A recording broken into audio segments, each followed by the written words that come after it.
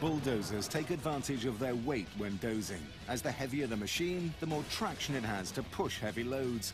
This super dozer weighs 150,000 kilos. And although it exerts only 26 kilos of ground pressure per square inch, its massive overall weight quickly and effortlessly turns the truck into roadkill.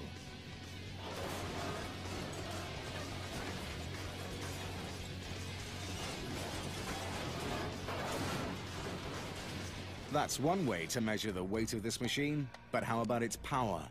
We've seen how a super dozer can go over almost anything. But ever wondered how a mobile home would stand up to a pressing from a dozer? No, neither did we, until we were given not one, but two super dozers. This is about sheer brute force.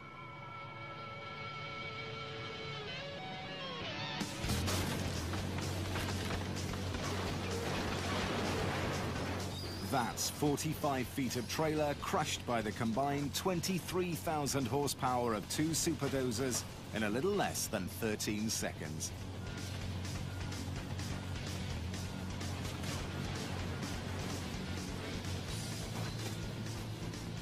I think the trailer